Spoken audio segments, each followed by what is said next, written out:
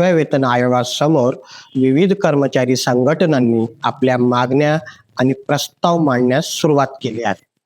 यामध्ये शिक्षक संघटनांनी मांडलेल्या मागण्या विशेष लक्षवेधी ठरल्या आहेत आणि त्याची आता देशभर चर्चा देखील सुरू झाली आहे.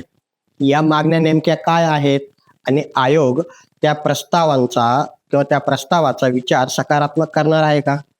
याबाबतची सखोल माहिती आपण आजच्या व्हिडिओत पाहणार आहोत. विशेष म्हणजे शिक्षक संघटनांनी आयोगाला नेमका काय प्रस्ताव सादर केला आहे याबाबत स्वतंत्र माहितीपर व्हिडिओ बनवा अशी सूचना अनेक शिक्षकांकडून आली होती. त्यामुळे हा व्हिडिओ मी बनवला आहे. आवडला तर लाईक आणि शेअर करा. चॅनलला अजून सबस्क्राईब केलं नसेल तर कृपया लगेच करून घ्या. शिक्षक संघटनांनी थेट आयोगापुढे सादर केलेल्या प्रस्तावात केवळ पगारवाढीची मागणी केलेली नाही, तर पेन्शन, निवृत्तीचं वय, पदोन्नती, वैद्यकीय सुविधा आणि इतर सेवा सवलती मिळाव्यात याबाबतचे अनेक प्रस्ताव नुकत्याच दिल्लीत आयोगासोबत झालेल्या बैठकीत त्यांनी मांडले आहेत. नेमक्या शिक्षकांच्या मागण्या काय आहेत आणि त्यांनी काय प्रस्ताव मांडला ते पण आता बघा. शिक्षक संघटनांनी किमान मूलभूत वेतन 50,000 रुपये करण्याची मागणी केली आहे.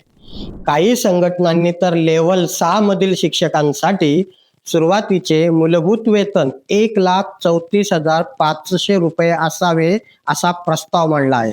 त्याचबरोबर फिटमेंट फॅक्टर 2.62 ते 3.63 असावा अशी मागणी केली आहे. फिटमेंट फॅक्टर हा अत्यंत महत्वाचा मुद्दा आहे, कारण सध्याच्या मूलभूत वेतनावर कोणता फिटमेंट फॅक्टर लागू होतो यावरच नव्या वेतन रचनेतील बेसिक किती वाढणार हे ठरणार असतं. त्यामुळे शिक्षकांनी यावर देखील अधिक भर दिलेला आहे. पण शिक्षकांच्या मागण्या इथेच थांबत नाहीत. जुनी पेन्शन योजना म्हणजेच OPS पुन्हा लागू करावी. NPS किंवा UPS मध्ये असलेल्या कर्मचाऱ्यांना जुन्या पेन्शनचा पर्याय मिळावा.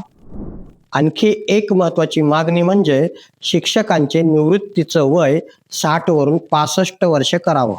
याशिवाय पदोन्नतीची प्रक्रिया अधिक वेगाने व्हावी. मुख्याध्यापक आणि इतर वरिष्ठ पदांबाबत नवीन संधी निर्माण कराव्यात असेही या प्रस्तावांमध्ये आवर्जून म्हटलं गेलं आहे. वैद्यकीय सुविधांबाबतही शिक्षक संघटनांनी मोठ्या अपेक्षा व्यक्त केल्या आहेत.